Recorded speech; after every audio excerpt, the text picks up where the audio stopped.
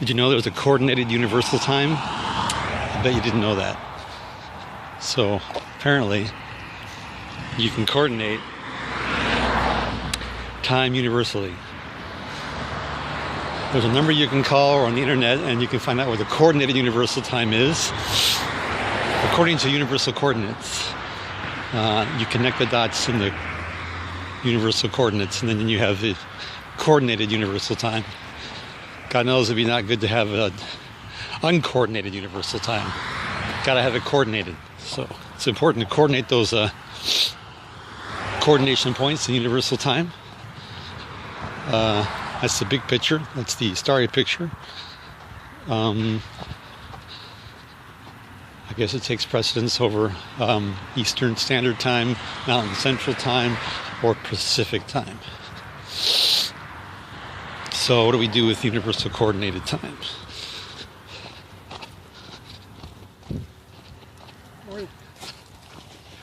Well, first we have to not be uncoordinated. We have to be coordinated and not uncoordinated. So if you coordinate yourself and not uncoordinated, that means you're part of the coordinated universal time. Currently it's 9:34. Currently in the universal time structure. Of course, there really is no time. That was made up in 1940 something by the U.S. Naval Observatory that developed the atomic clock using the cesium atom, so you could actually see the atomic time structure. That's why they use the cesium atom, because you want to see time when you construct it. It's important to construct time and to see it while you're doing it, atomically or otherwise. And by the way, the people who constructed the cesium atom atomic clock were coordinated. At that particular time, they coordinated themselves to make the atomic clock. And you'll notice that people in the universe are usually made up of atoms.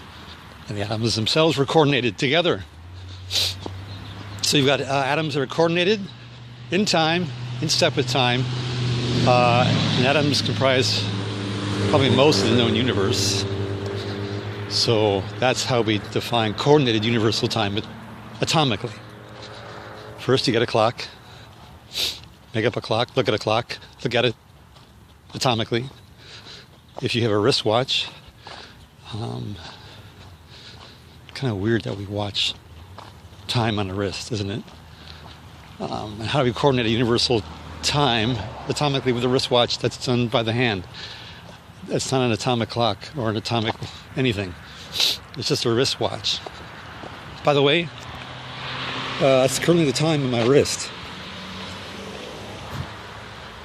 I don't know what time it is unless I check with the universal coordinated time structure. So wristwatches are really silly. If you happen to have a grandfather clock, you might want to check out Father Time. He's just probably a little behind the grandfather time of the coordinated universal time. A grandfather clock usually, it's a tall clock made by someone's grandfather in time who probably observed coordinated universal time. And by the way, clocks are made up of atoms. Just want to point that out. Wood is made up of atoms. Wristwatches are made up out of atoms. So we're trying to get this whole nebulous thing under control, the whole coordinated time movement thing, and find our place in time and the coordinates in that.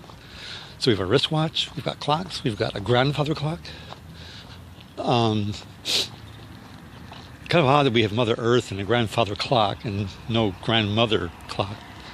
I don't understand that. That makes no sense to have a grandmother or a grandfather clock and a Mother Earth. So apparently, time has gender. If you've got a grandfather clock, that means,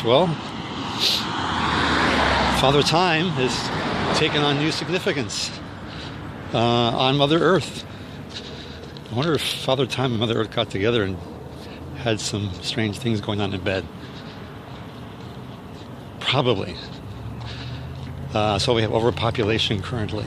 And by the way, they were probably having Father Time and Mother Earth together, doing something inconspicuous during coordinated universal time. And they created like new atoms of time, you could say, who grew up and like started wearing wristwatches and referring to the time themselves. So it's a very confusing thing, this whole coordinated universal time effort. Trying to understand where it came from, who we are, why we wear wristwatches, why we even look at grandfather clocks, and why we kind of look to time as a gender-specific attribute. So maybe there's something in correlation between gender, time, clocks, and atoms, and how they'll all fit together atomically. Well, we talk about the atomic clock. You can't see the atoms, and you can't really see an atomic clock. Actually, you can't. It's in Boulder, Colorado. It's constructed. It's one device. It's one machine. It's an atomic clock. It resides somewhere, probably next to a clock. And those people who built that were probably pressed for time to get it done just in time to observe coordinated universal time. So apparently you can see where I'm going with this. I'm going in circles, which leads me to believe that maybe time is circular. Oh, it is circular. You notice it goes from left to right on a clock. 6, 7, 8, 9, 10, 11, 12, 1, 2, 3, 4, 5, 6 again. And it goes circular from left to right. I don't know why it goes from left to right, but it goes in a circular fashion. So time is circular, and it happens to be coordinated. Maybe by little round people. I don't know.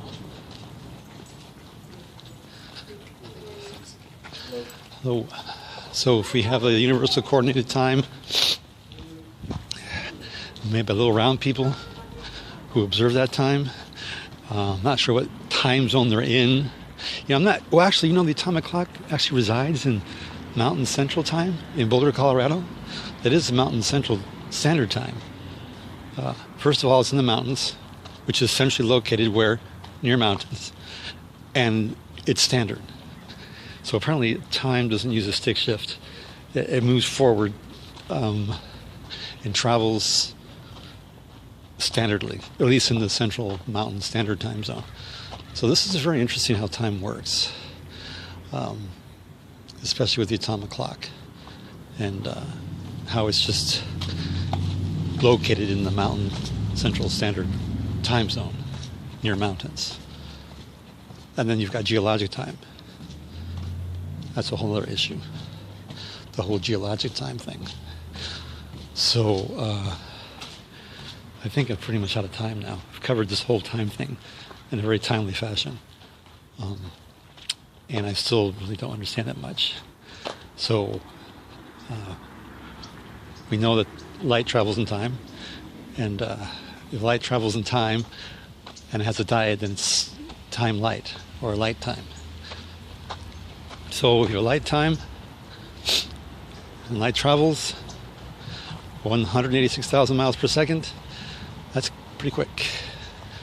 So apparently light's coordinated too, and it travels in time and space. And by the way, if God is light and God is everywhere, that means the universe is full of light.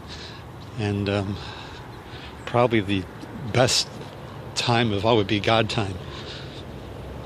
So he's checking his clock, checking it twice. God invented time, or man invented time, or man had a good time inventing time to try to find out what the time is. And those men were coordinated. And we're made up of atoms. So apparently we're all coordinated in universal time together. Okay, just in time for breakfast. So that's my not rant, that's my comments, I guess you could say, on the nature of time. Of course, nature has no clock, by the way. So in the nature of time and in the convenience of time, I think I'll just shut this off right now because I'm out of time.